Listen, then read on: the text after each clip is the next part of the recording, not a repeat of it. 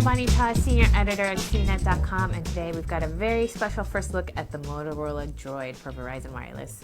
We just got this in, and I'm just as excited as you are to check out Verizon's first Android phone, so let's jump right to it. Let's talk about the design first. For what it offers, I'm really amazed at how thin the smartphone is. It's about the same size as the iPhone 3GS, a little bit blockier and a little thicker, but it's also got a slide-out QWERTY keyboard, so you really have to appreciate it's only about a couple hundredths of an inch thicker than the iPhone. The keyboard is pretty decent. It's got a D-pad here on the right side so you can navigate around pages and select items. The buttons are a little flat and small, but it works for me since I have smaller hands, but I think users with larger thumbs might have some issues. But like anything else, with time you get used to it, I think. Plus, it's a physical keyboard. I'm one of those people that have to have a physical keyboard and can't go all touchscreen, so this is great. You do get virtual keyboards, though, in both portrait and landscape mode, so if you're just punching out some quick replies or text messages, you can easily use those without having to open the phone. I think the real attention grabber of the Droid is the display, though. It measures 3.7 inches, which is bigger than the iPhones and even the HTC Touch Pro 2s, and it's absolutely vibrant and gorgeous with a 480 by 854 pixel resolution. It's a capacitive touchscreen with a built-in accelerometer, so it'll change orientation when you rotate the phone.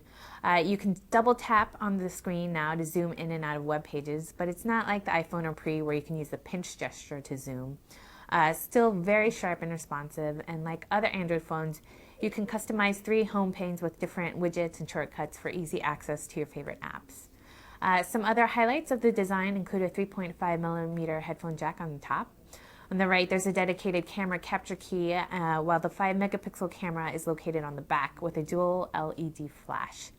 Last but not least, there's a micro SD card slot behind the battery cover door, and Verizon and Motorola are being very generous by including a 16GB card with the phone.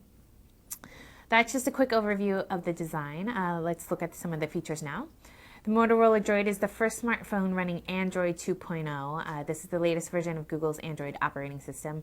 Brings some great features. For example, you now get native Microsoft Exchange support for Outlook, email, and calendar, in addition to your Gmail and POP3 and IMAP accounts.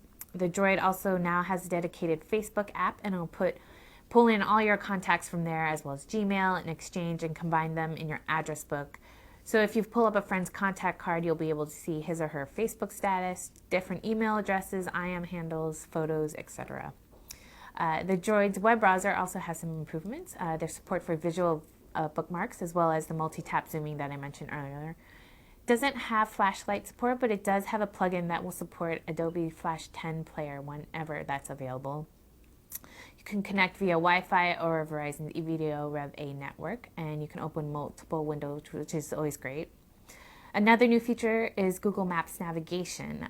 This app is still in beta, but it will provide voice-guided directions for free, as well as satellite views, so you don't have to pay a monthly subscription fee for a location-based service like Verizon's VZ Navigator, and in fact, VZ Navigator isn't even offered as an option on the Droid.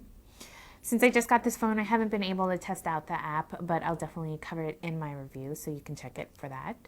On top of all of that, you get the usual Android functions that we've seen on previous devices, such as Google Marketplace, which has about 12,000 apps now, support for Amazon MP3 store, and a dedicated YouTube app. In the time that I've had it and seen demos of the device, I've been really impressed by the speed of the device, and the design of the phone is really remarkable. The only thing I would have liked to see is maybe some changes to the music player, maybe world roaming capabilities. But Kent and I will be doing more in-depth coverage and analysis of the Motorola Droid, which you can check out in our full review. But I do have to say that the Droid definitely looks very promising, and I think it'll do well for Verizon. The Motorola Droid will be available November 6th for $199.99 with a 2-year contract. I'm Bonnie Cha, and this has been your first look at the Motorola Droid.